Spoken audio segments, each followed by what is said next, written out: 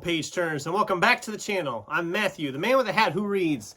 And for today's video, I just decided to actually do some research for a video once and wanted to talk about vampires in literature. Now, vampires have been in a lot of different things, but if you were to ask the random person to name a vampire from pop culture, literature, whatever, they're most likely going to say Dracula.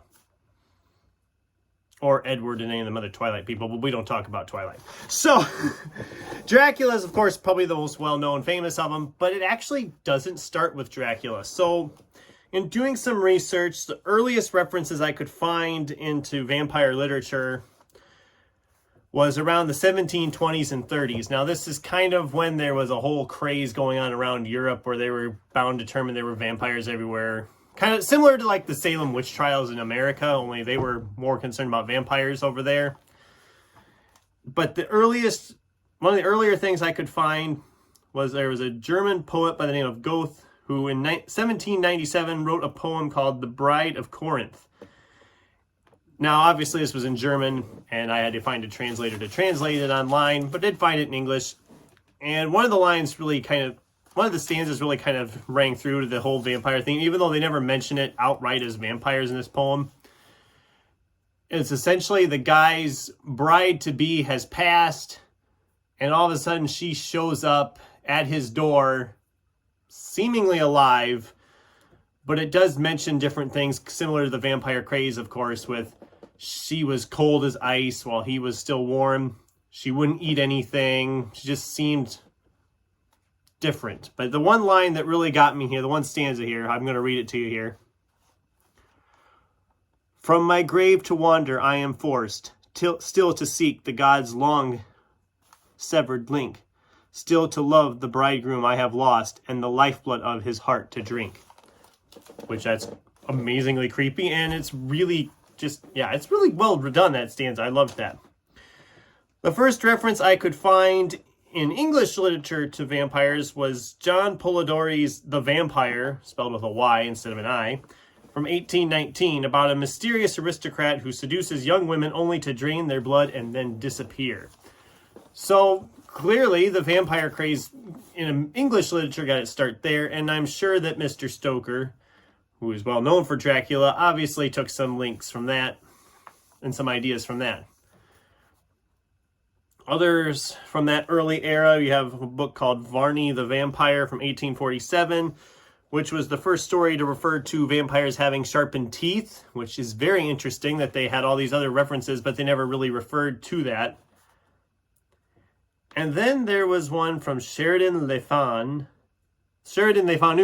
can't read my own handwriting, I'm terrible, from 1872 called Carmilla, which surprisingly for the time was a lesbian vampire story. This female vampire was essentially attempting to seduce a young maiden, which is, I mean, shoot, nowadays they still have a fit about lesbians and homosexuals and stuff in literature, and yet it was in 1872, 250 years ago, and it wasn't a big deal apparently, but we had a lot thicker skin back then. We're all wimps now, wusses.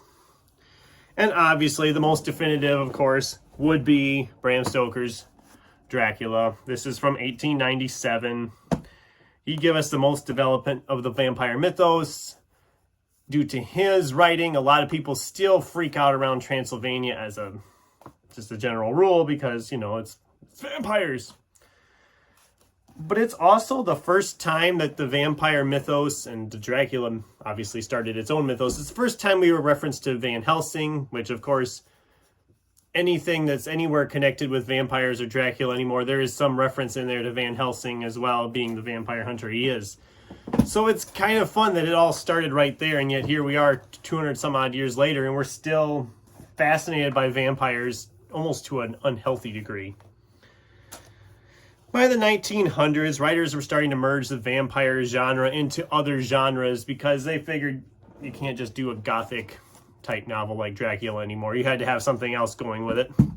One of the most notable from that era would be 1954's I Am Legend by Richard Matheson, which if you've read that or seen the movie, you generally know it was a plague that essentially turned people into vampires. And that's been done to death by now, too. I mean, we recently had the strain back in the mid-2000s, early 2010s, that was very similar to that of vampiric disease that kind of spread through humanity. So it's still being done today as well. And of course, in 1975, we have Stephen King's famous Salem's Lot, which was essentially just by a discussion he had. He's an English teacher at the time, and another class was discussing Dracula, and he said, well, what would happen if Dracula came back today? And he kind of explored that idea with Salem's Lot, which is one of my favorite Stephen King novels. It's also my favorite vampire novels. There's only a couple other vampire novels I can think of that come off ahead of that.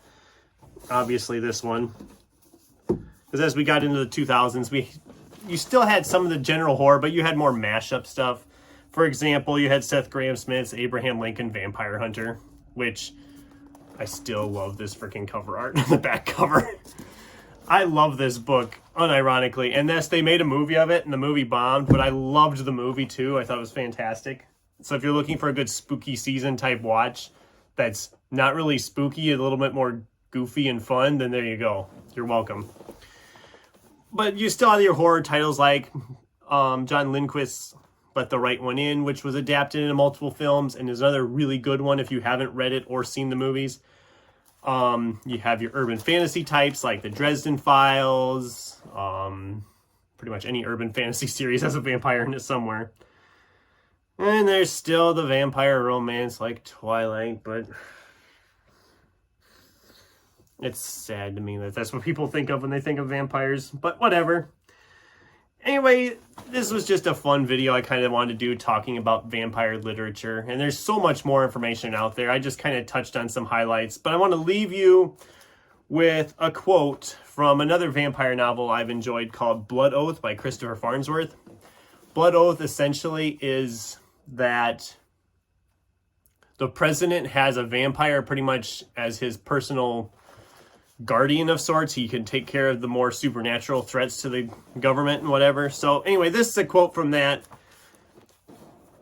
book between the two characters, between our human handler and the vampire Cade. So the human begins this here. I thought vampires were all sex gods with the ladies. Cade looked at him. What gave you that idea? Late night TV mostly? Humans are our food. Do you want to have sex with a cow? I'm sorry, that line just makes me laugh. I had to end with that. So thanks for watching. What did you guys think? Have you read a lot of vampire novels? Is there any that I didn't mention that I should have? I'd love to get a discussion going in the comments down below. Again, thanks for watching, and until next time, keep turning pages.